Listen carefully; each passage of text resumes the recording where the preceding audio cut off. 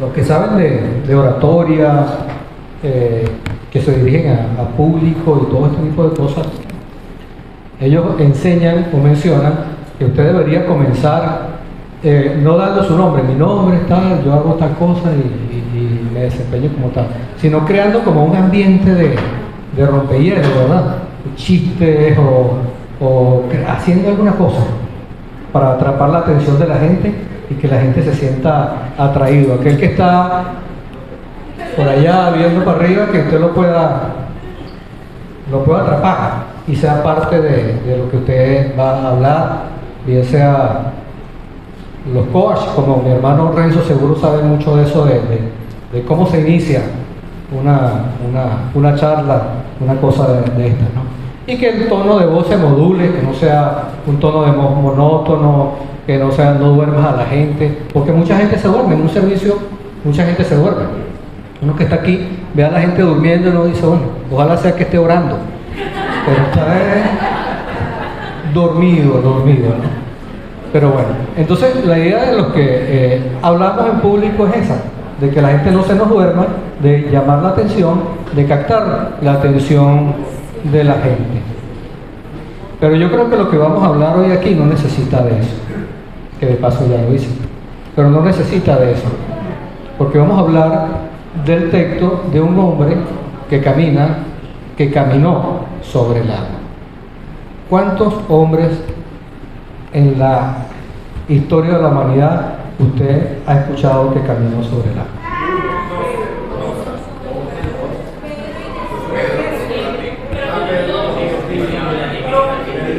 Pero uno se hundió, ¿verdad? Así que no necesito hacer un chiste o algo para llamar su atención, porque vamos a hablar de un tema que es bastante interesante: caminar sobre el agua. No está fácil, ¿verdad?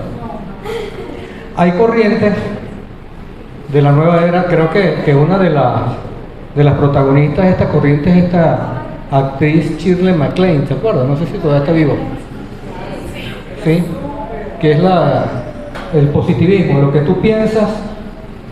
Si lo piensas, o lo dices, lo repites, eso se da. Porque resulta que todos somos dioses. Entonces, como somos dioses, vamos a repetir, que eso se da. Increíblemente hay un gentío que sigue a esa mujer y que cree que esta filosofía o esta doctrina es cierta, que si usted repite, se va a cumplir lo que usted está repitiendo. Es increíble que la gente cree estas cosas. Y gente... Jenny está orando, y gente que conoce, gente... No cualquiera. O sea, gente que sabe lo que está metido, ¿no? Y creen que es cierto, que el positivismo repite y se va a... Es una locura porque excluyen a Dios de toda ecuación. De toda ecuación de la vida, Dios está excluido. Usted es Dios, usted habla, usted dice, y eso se va a dar. Y estos son exponentes realmente astutos. ¿Por cómo engañan a la gente? Yo no sé si usted se dejará engañar, pero ¿cómo engañan a la gente? Si eso fuera cierto, oye, el mundo sería una maravilla. Porque todos tuviéramos lo que quisiéramos.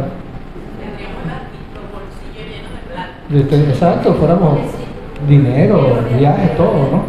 De verdad que son creencias que se han levantado distorsionando una realidad, porque es una realidad que se distorsiona. Falsas creencias que tratan de torcer o distorsionan la palabra de Dios, falsas doctrinas. Y los que nos paramos acá debemos tratar, esto va con los predicadores y las personas que hablan. Cuando nos paramos aquí, nosotros tenemos que estudiar lo que venimos aquí a hablar. No se hace o no se debe hacer corriendo a última hora. El sábado espacio no debe hacerse, se debe estudiar, porque es una responsabilidad pararse aquí a hablar. Ha habido desastres en el mundo de predicadores que se paran y hacen un daño increíble a las personas, y daños hasta irreparables, porque marcan una vida, y esa vida se queda y eso se multiplica, porque esa persona que escuchó ese mensaje lo que dice es: mira lo que dijeron allá, y se replica y lo va y lo dice en su casa y sus amigos, y son daños realmente irreparables. Y por eso es que, como mencioné ahora, hay personas irresponsables que se paran en las iglesias a hablar y tú lo notas. Son charlatanes, son falsos, no se preparan, no estudian, no colocan la palabra de Dios de una manera exacta, concreta, sencilla. Se trata de hablar la palabra de Dios de una manera clara, concreta, entendible, porque la Biblia está hecha para todos. La Biblia está hecha para que todos la entendamos. No debemos ni colocar más ni colocar menos. No debemos hablar lo que nos parece, lo que creemos, lo que nos gusta, lo que nos conviene en ese momento, y lo que no nos conviene lo quitamos. No es necesario gritar, tener a la gente toda excitada, emocionada, toda alterada, ni tampoco dormir a la gente. Tiene que haber un balance, un equilibrio cuando se habla público. Ahora, profesor, usted también maneja bastante bien eso.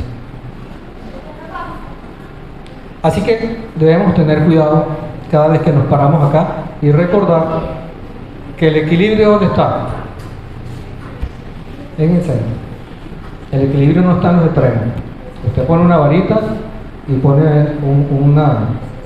una cosita ahí en el medio, y ahí la varita se mantiene, porque ahí es donde está el equilibrio.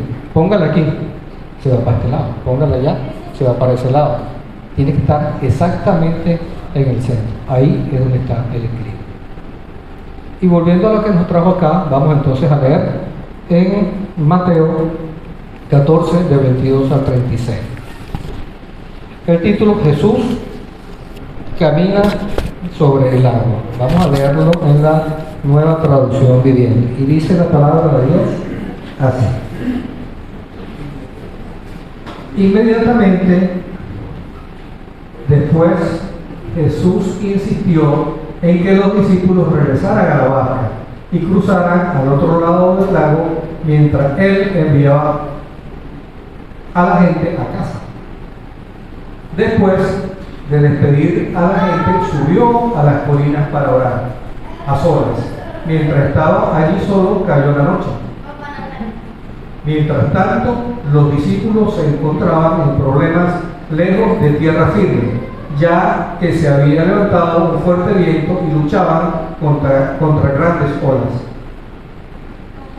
A eso de las 3 de la madrugada, Jesús se acercó a ellos caminando sobre el agua.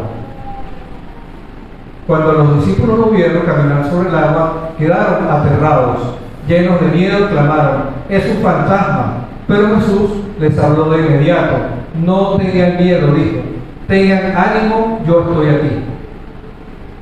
Entonces Pedro lo llamó: Señor, si realmente eres tú, ordéname que vaya hacia ti caminando sobre el agua. Sí, ven, dijo Jesús. Entonces Pedro se bajó por el costado de la barca y caminó sobre el agua hacia Jesús. Pero cuando vio el fuerte viento y las olas, se aterrorizó y comenzó a hundirse. ¡Sálvame, Señor!, gritó. De inmediato Jesús extendió la mano y lo agarró. ¿Tienes tan poca fe?, le dijo Jesús, ¿por qué dudaste de mí? Cuando subieron de nuevo a la barca, el viento se detuvo. Entonces los discípulos lo adoraron. De verdad eres el Hijo de Dios, exclamaron. Después de cruzar el lago, arribaron a Genesaret. Cuando la gente reconoció a Jesús, la noticia de su llegada corrió rápidamente por toda la región. Y pronto la gente llevó a todos los enfermos para que fueran sanados. le suplicaban que permitieran a los enfermos tocar al menos el fleco de su túnica. Y todos los que tocaban a Jesús eran sanados.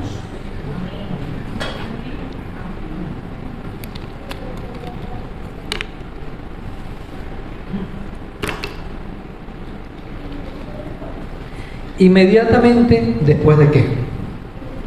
Vamos al primer versículo. Inmediatamente después de qué? Después de lo que nos acaba de decir María Margarita y de lo que ella leyó.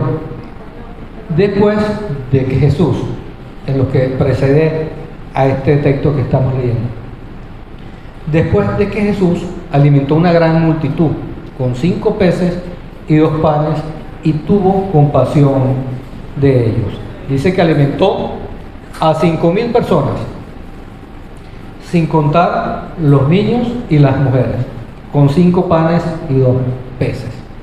Eso entonces inmediatamente después de despedir a la gente, dice que subió a la colina a orar a solas y que mientras estaba solo cayó la noche. Eran como las 3 de la mañana. Las 3 de la mañana y Jesús orando solo. ¿En dónde? En una colina. ¿Hacía frío? ¿Hacía calor? ¿Estaba sentadito? ¿Estaba ya en la casa Los Alvarados con aire acondicionado?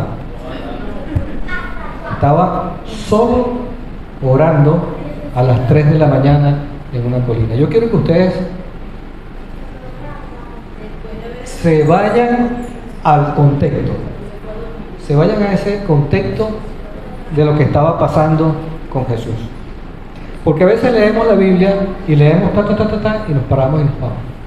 Pero no contextualizar. Tenemos que contextualizar y situarnos en ese contexto, en lo que está pasando en ese momento. ¿Qué pasó ahí?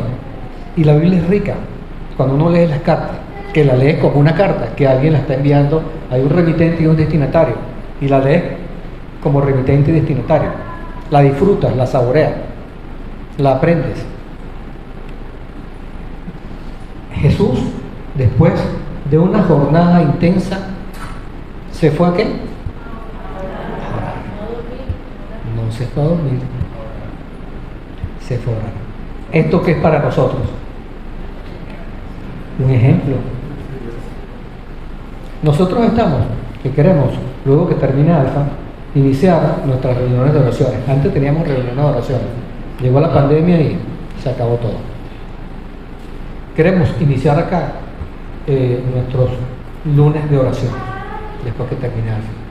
¿Y usted sabe cuál es una de las debilidades de la mayoría de las iglesias en Venezuela? Que en las reuniones de oración no va nadie. Nadie. Van los mismos que van siempre. Y usted pregunta, ¿y por qué no vino? Y lo llama a su casa. ¿Sabe cuál es la respuesta? ¿Se las imagina? Estoy cansado. Es que tuvimos un día de trabajo muy agotador. No es que no pude. Es que los niños. Es que la niña.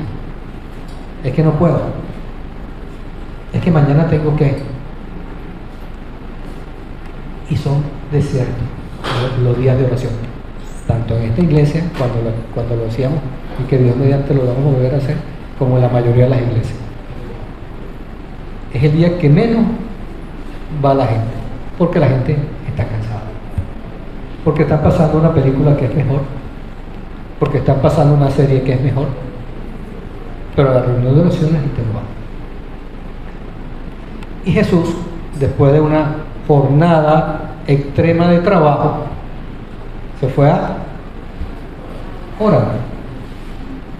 Una vez más, vemos a Jesús en comunión con su Padre. Es una enseñanza para nosotros. Jesús oraba antes de comer, antes de tomar decisiones, después de tomar decisiones, cuando fue a la cruz del Calvario, cuando estaba con sus amigos, cuando venían a apresarlo, cuando iba, cuando venía, cuando dormía. Todo el tiempo vemos a Jesús orando. Yo iba a buscar en la Biblia, iba a buscar en internet cuántas veces dice que Jesús oró y se me olvidó buscar. Pero lo leemos. Iba y oraba. Cualquier decisión, Jesús primero oraba. Lo que iba a hacer, iba a comer, oraba. Se levantaba en la madrugada a orar. Es un ejemplo para nuestras vidas. En medio del sufrimiento en la cruz del Calvario, Jesús oraba. ¿Cuántas veces nosotros oramos en el día? ¿Cuántos se levantan aquí y antes de salir dicen: Señor, gracias por este día, te entrego mi familia, te entrego mi decisión?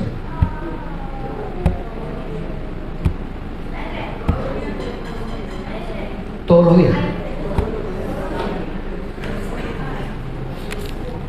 No existe nada, absolutamente nada más importante que entregarle nuestra vida a Dios. ¿Qué es más importante que eso? ¿El trabajo? ¿La flojera? ¿La televisión? ¿Qué es más importante es que nosotros salgamos de nuestra casa en la mañana? Señor, ayúdame, cúbreme, protégeme, te dejo a mi familia en tus manos, mi esposa, mis hijos, mi esposo, mis hijos, mi negocio? Nada. Pero salimos corriendo con el café en la mano, apurados porque se está haciendo tarde y hay que llegar temprano. Esto de la vida cristiana exige sacrificio, aunque usted no lo crea. Hay que hacer sacrificio, hay que hacerlo. ¿A quién no le gusta la comodidad? A todos. Pero hay que hacer sacrificio. De vez en cuando hay que hacer sacrificio. De vez en cuando hay que pararse temprano.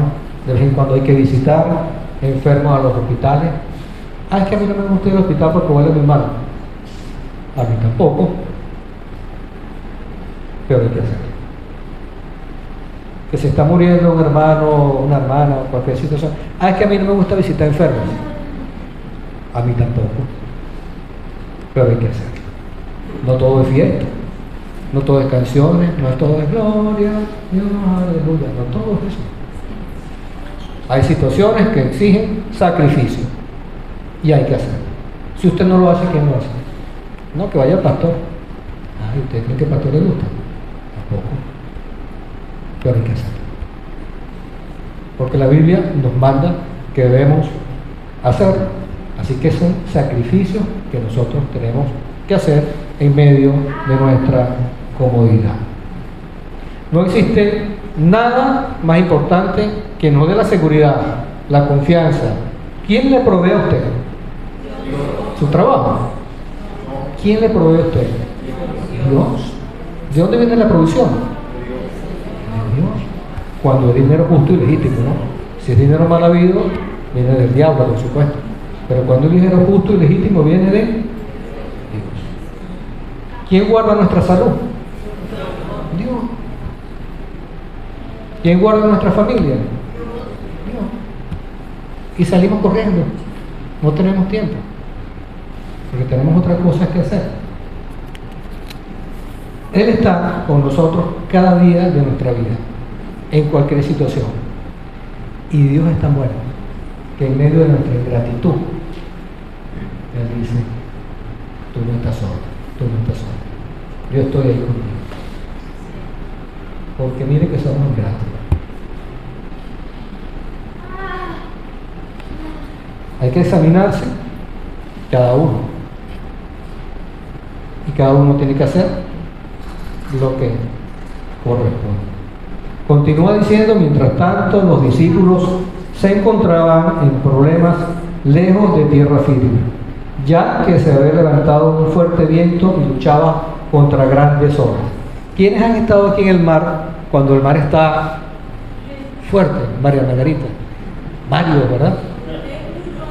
Cuando el mar está... Mire, nosotros una vez veníamos, Daniela estaba pequeña todavía. Antes se nos ocurría, antes se podía hacer, recibíamos, después del año nuevo o 25 de diciembre, nos íbamos para la playa. Antes se podía, ahorita no se puede, ahorita es una locura. Nos fuimos, creo que fue un 25 de diciembre. Íbamos a Cayo Sombrero. Y ese mar, estaba. Nos montamos en nuestro peñero de regreso. Y sin mentirle, las olas llegaban a la altura de ese techo. nosotros veníamos en el peñero y veíamos las olas encima de nosotros. Pensábamos que nos iban a voltear y a topar. Y el lanchero, no está pasando nada, todo está bien. Mira esas olas. Tremendo. Una cosa, el mar, con el mar no se juega. Ustedes saben que nosotros somos buzos, ¿no? Nosotros practicamos buceo muchos años ya. Y sabemos que con el mar no se juega. Que con el mar es una cosa seria. Y cuando se levanta el mar, no es cualquier cosa. A eso de las 3 de la madrugada, dice lo que estamos leyendo, Jesús se acercó a ellos. ¿Cómo se acercó? Caminando sobre el agua. A las 3 de la mañana con un mar picado. Jesús caminando sobre el agua. ¿Usted se imagina? En medio de ese bote ahí, por las olas, la tormenta, y viene Jesús caminando sobre el agua. Wow. Es, para mí, realmente inimaginable. O sea, no me lo puedo imaginar, porque sabemos lo que es el mar. Sí, cuando vamos, de repente que vamos de buceo a otra parte de ahí, a la Ciénaga, otra cosa, que hay un paso que llaman el paso de la Virgen, y tú ves, la cosa te asusta, y de repente viene un hombre caminando a las 3 de la mañana sobre el agua. Oye, no es cualquier cosa, ¿no? En medio de una tormenta, imagínense, nuevamente vamos a meternos en la narrativa, porque estamos en una narración. Temblados, mojados, con frío hasta los tuétanos, asustados, temblando allí, quizás pensando, bueno, aquí fue, hasta aquí llegamos, de aquí nos manada. Aquí quedamos en esa noche oscura, en medio de esa noche oscura, terror, una tormenta, una situación extrema que pudo haber sido de muerte o vida. Y se presenta Jesús en tu vida, en medio de tu situación. Se presenta Jesús, el Mesías, el sanador, el redentor, el rey, el salvador, en medio de tu situación, para decirte: yo camino contigo, yo estoy contigo. En medio del desierto, en medio de las praderas verdes, en medio de la alegría, la tristeza, la escasez, la abundancia, la enfermedad, la salud, la tristeza, en medio de cualquier situación, Jesús nos dice: yo estoy contigo. Tú no estás solo, tú no estás solo. En medio de sentimientos encontrados, contrarios, con problemas y situaciones, siempre que sean legítimas y justas. Yo estoy contigo, tú no estás solo. Isaías 54:10 es un versículo muy hermoso que nos dice: no temas, porque yo estoy contigo. No desmayes, porque yo soy tu Dios, que te esfuerzo. Siempre te ayudaré, siempre te sustentaré con la diestra de mi justicia. Cuando los discípulos vieron a Jesús caminar sobre el agua, quedaron aterrados. Aterrados es mayor que miedo, ¿verdad? Aterrados es pánico, sí, a lo mejor pánico, aterrados, es mayor que miedo. Y clamaron: un fantasma. Ahí lo que viene es un fantasma, al ver que venía ese hombre caminando sobre el agua. Asumo que los discípulos en medio de esa situación, ese problemón, esa noche oscura que tenían, el miedo, el pánico que estaban experimentando, la tormenta que estaban atravesando, empapados con frío, la estima por el suelo, todo asustado, falta de confianza, faltos de fe, de que con ellos, quién era el que andaba, y ellos con quién andaban. Se olvidaron, eso fue en la madrugada, pero el día anterior, ¿qué había pasado? ¿Eso cómo se llama? Un milagro. ¿Y qué dice la Biblia aparte de la multiplicación de los peces que había hecho Jesús? Había sanado a muchos, no dice cuántos. O sea, como decir que hoy estamos predicando esto aquí y mañana todo se nos olvide lo que pasó. Pero Jesús había multiplicado 5 panes y 2 peces y alimentó a 5.000 personas. Y sin contar mujeres y niños. No, yo no me acuerdo. Y había sanado a muchos. Y resulta que a las 3 de la madrugada se le olvidó a la gente lo que había pasado. ¿No les parece familiar? ¿Verdad que sí? Es familiar, ¿verdad? No le reconocieron. Sus problemas los cegaron. Sus situaciones los cegaron. El estrés, el miedo, les hizo olvidar que hacía un tiempito atrás, unas horas atrás, habían sido testigos de estos grandes milagros asombrosos de Jesús, de haber sanado enfermos. Y, oye, ¿ustedes saben lo que son 5.000 personas? Los que saben aquí de béisbol, ¿cuánta gente cabe en ese estadio aquí de béisbol que está aquí?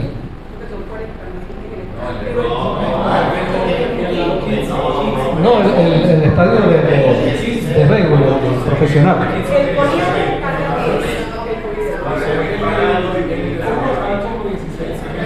¿16 qué? Bueno, aquí habla de 5.000. 5.000 hombres. Cada hombre andaba con su esposa y con no sé, 5 comepastas de esos, 4, 3, no sé. Por lo menos 10.000 personas, por lo menos 15.000 personas habían ahí. ¿Y los alimentó con cuánto? 2 peces y 5 panes. Imagínense alimentar todo un estadio con 2 peces y 5 panes. ¿Quién hace eso? ¿Cómo lo hace? ¿Cuánto cuesta eso, señor Nelly? ¿Tú que sabes de plata también? De eso, un platero, ¿no? Alimentar a tanta gente. Bastante plata, ¿verdad? Y Jesús lo hizo con 5 panes y 2 peces. Y a estos hombres se les olvidó lo que había pasado 7 horas antes. ¿Sabes que una de las situaciones que tenemos los seres humanos es que tenemos la memoria corta? Se nos olvidan las cosas. Rápidamente las cosas se nos olvidan. Tenemos una memoria cortita.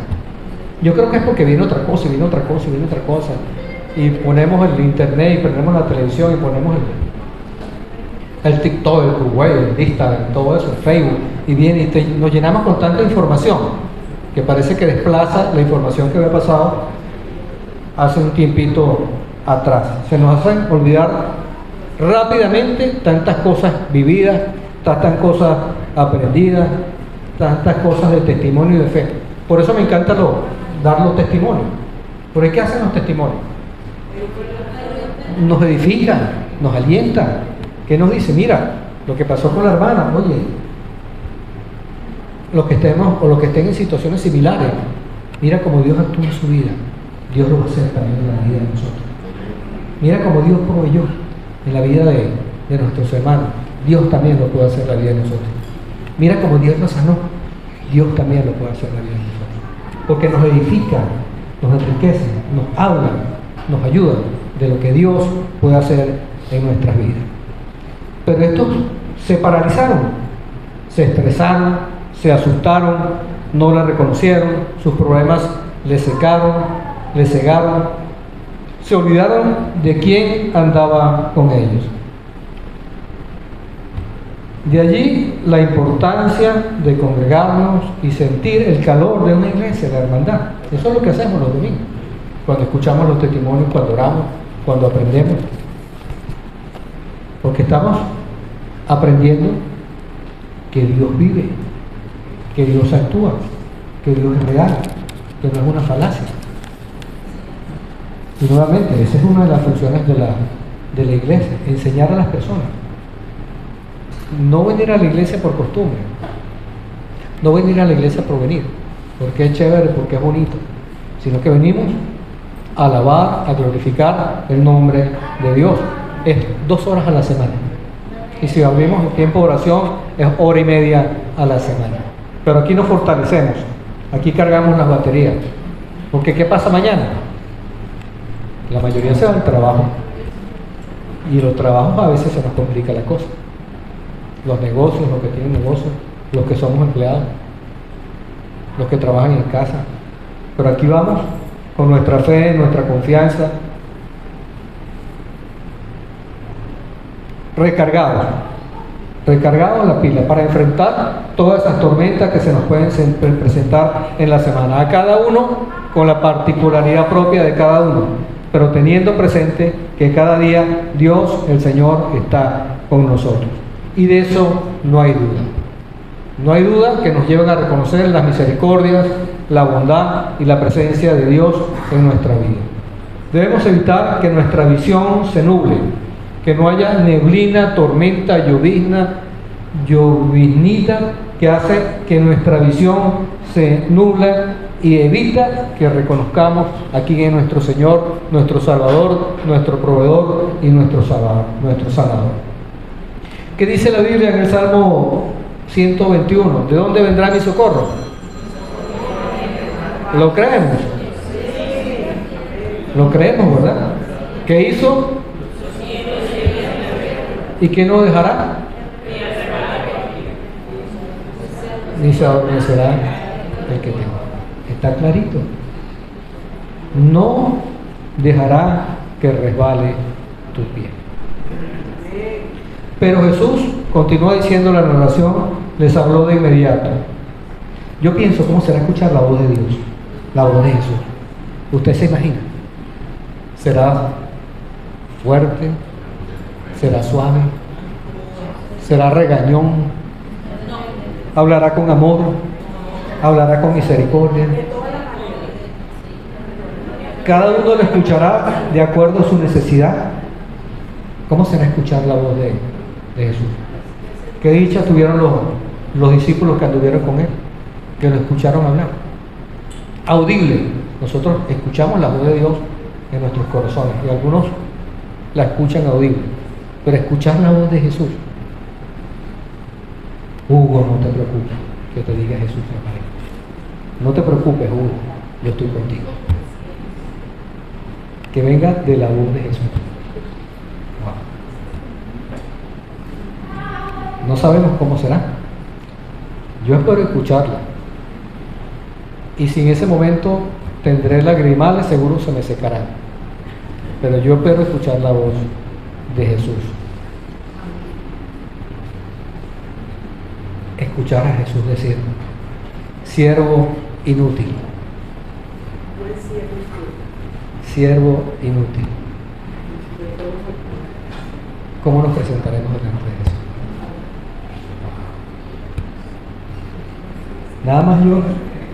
Nada más pensarlo me emociona, pero me emociona no de alegría, sino hay una emoción en mi corazón.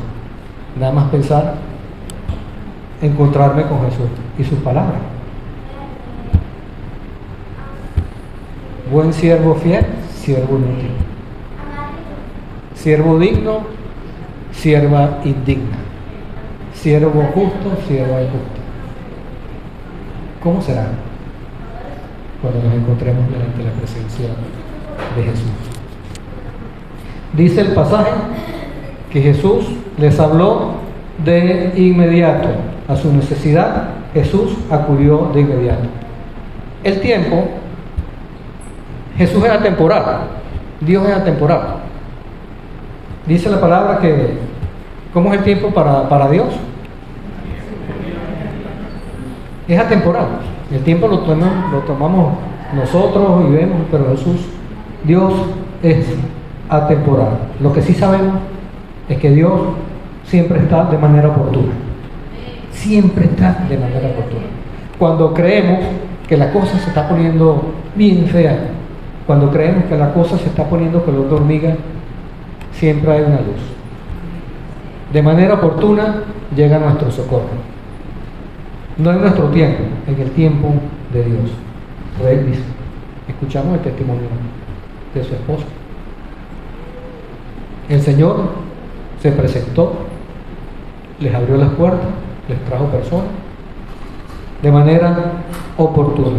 Recordamos en los atributos de Dios que estudiamos: Dios todo lo sabe, todo lo puede, es misericordioso, es amoroso, es insuperable, es único y es majestuoso, misericordioso, el Dios de los milagros y Padre de contar. Todos los atributos excelsos lo tiene nuestro Señor. Y les digo estas palabras: no tengan miedo, dijo, tengan ánimo que yo estoy aquí. Y eso se aplica para nosotros. No tengan miedo, no tengan miedo, no tengan miedo, que yo estoy aquí. Jesús, nada más y nada menos que Jesús nos dice: no tengan miedo, que yo estoy aquí. Entonces Pedro lo llamó: Señor, si realmente eres tú, ordéname que yo vaya hacia ti caminando sobre el agua. Aún no lo reconocían, aún no lo reconoció. Había algo que le impedía reconocer a Jesús. Tenía la vista nublada. Había algo que le reconocía, que le impedía reconocer a Jesús. Viéndolo, no lo reconocieron. El miedo, la tormenta, si realmente eres tú, no lo reconocieron. Aunque ese realmente eres tú tiene una buena aplicación también, porque como iniciamos conversando, hay tanta falsedad en este mundo y en el mundo cristiano, porque es como una sociedad paralela. A veces la sociedad cristiana o evangélica es como un paralelo.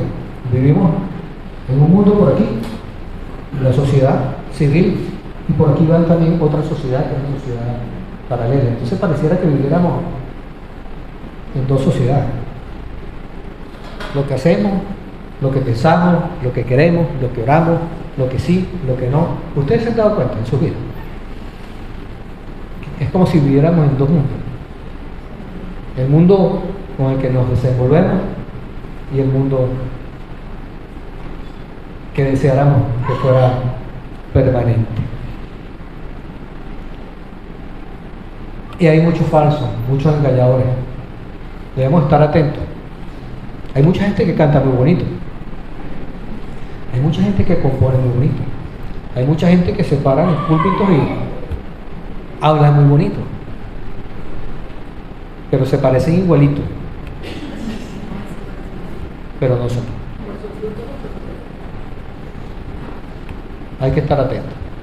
Hay que estar pendientes a aquellos que se parecen igualitos, pero no son. Jesús dice en Juan: mis ovejas oyen mi voz. Yo las conozco y ellas me siguen. Yo les doy vida eterna y nunca perecerán, ni nadie podrá arrebatármelas de la mano. Mi Padre que me las ha dado es más grande que todos, y de la mano del Padre nada puede arrebatarme. El Padre y yo somos uno. Y continúa la narración diciendo: sí, ven, dijo Jesús.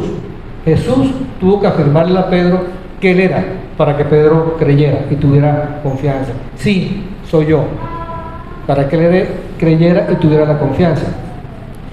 Mateo, en su capítulo 16, nos habla también de Pedro, posterior, estamos en el 14.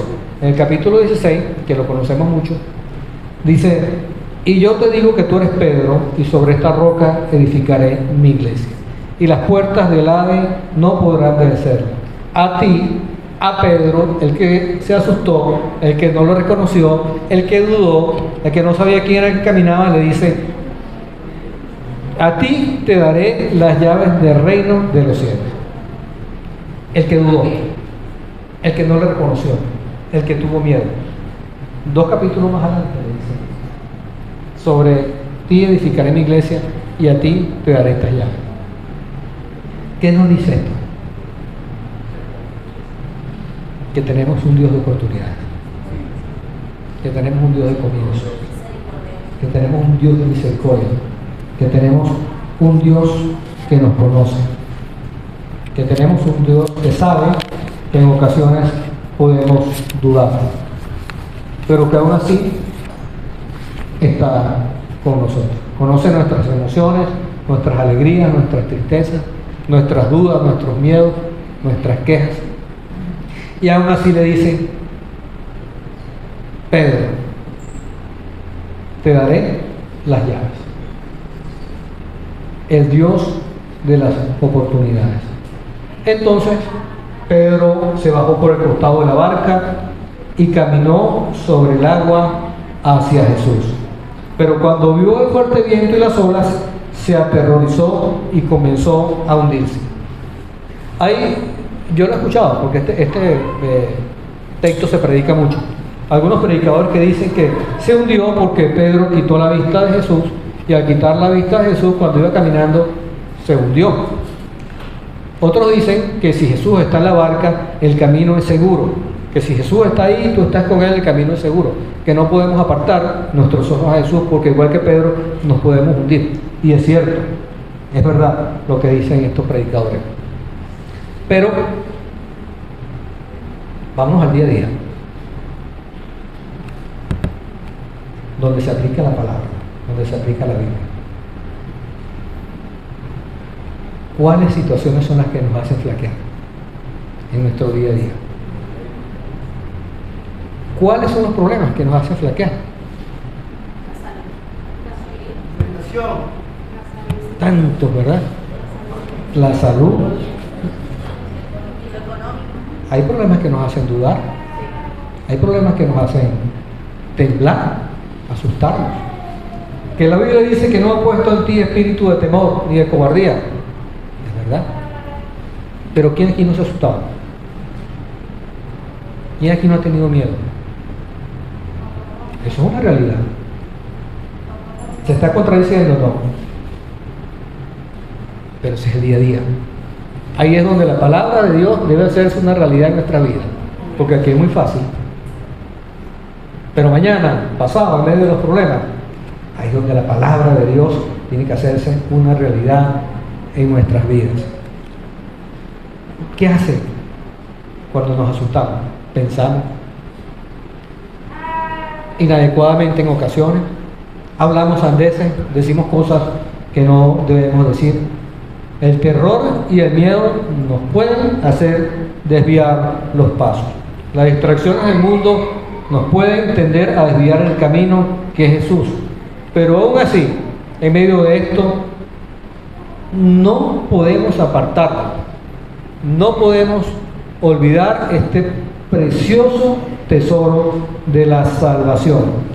Todos aquí sabemos cuál es el camino correcto. Todos. Todos aquí sabemos por dónde tenemos que caminar. Todos. Todos aquí sabemos qué nos conviene y qué no. Bueno, excepto niñito, Juan, que está jovencito todavía, y los niñitos que están por allá. Pero todos sabemos qué es lo bueno y qué no.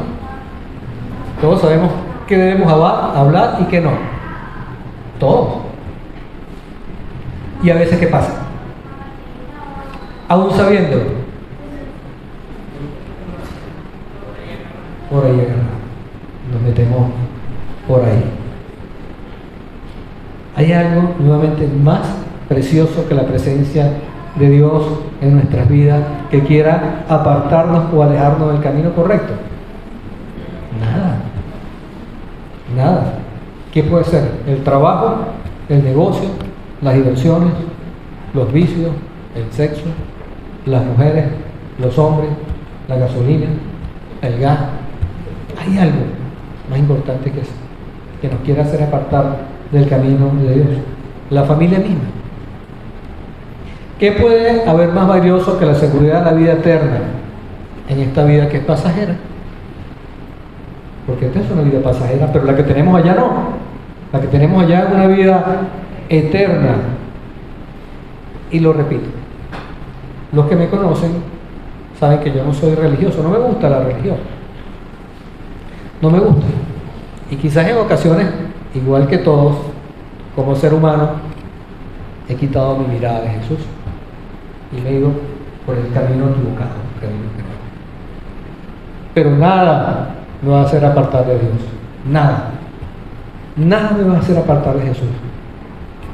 Enderezo mis pasos y vuelvo al camino, porque no puede haber nada que nos haga apartar de el Señor, de nuestros ojos del Señor, de nuestra mirada de Jesús. Podemos apartarnos de los hombres, de la religiosidad, pero de Dios jamás. Y finaliza esta narración con los siguientes versículos. Sálvame, Señor, gritó Pedro. Sálvame, sálvame, Señor. Finalmente, y cuando Pedro comenzó a hundirse, porque cuando gritó, cuando se asustó, cuando comenzó a hundirse. Ay, Señor, ayúdame. Ay, Dios, yo solo no puedo, ayúdame. ¿Cuándo? Cuando estamos hasta aquí. Cuando tenemos el problema al cuello, cuando tenemos el agua al cuello. Señor, ayúdame. ¿Y el resto? Y aún así, Dios dice, yo estoy contigo. Algunos dicen que el miedo los paraliza, que nubla sus pensamientos y son incapaces de tomar decisiones adecuadas. En este momento se caen en cuenta. Ayúdame, ayúdame, no puedo solo, necesito de ti. Cuando nos estamos hundiendo, de inmediato, ¿qué hizo Jesús? Extendió la mano y lo tomó cuando se estaba hundiendo. Cuando ya estaba con el agua en cuello. El agua en cuello es un deseo. Cuando se estaba hundiendo, extendió su mano y lo tomó. ¿Y qué le dijo? ¿Por qué tienes tan poca fe? ¿Por qué dudaste de mí cuando estaba con el agua al cuello? ¿Por qué tienes tan poca fe? Yo la semana pasada, cuando estábamos en el tiempo de testimonio, preguntaba ¿por qué venimos a la iglesia? ¿Por qué? Yo siento una pasión por Dios. Yo siento una pasión por Jesús. Que yo quisiera, no sé si la gente lo siente también. Yo creo que muchos lo sentimos. Porque sería lastimoso venir por venir, venir por cumplir. Si no es por pasión, por ese fuego, por ese primer amor que sentimos por Jesús. ¿Por qué dudaste de mí? Cuando subieron, ya terminando, de nuevo a la barca, el viento se detuvo. Entonces, dice la palabra que los discípulos lo adoraron y exclamaron, de verdad eres el Hijo de Dios. Después de cruzar el lago, arribaron a Genesaret. Cuando la gente reconoció a Jesús, la noticia de su llegada corrió rápidamente por toda la región. Y pronto la gente llevó a todos los enfermos para que fueran sanados. Les suplicaban que permitieran a los enfermos tocar al menos el fleco de su túnica. Otra versión dice el borde de su manto. Y nosotros tenemos acceso al Señor Jesús. Tenemos acceso para abrazarlo, para agarrarlo, para sentir ese abrazo de Dios en nuestras vidas. No necesitamos tocar un fleco, lo podemos tocar todo.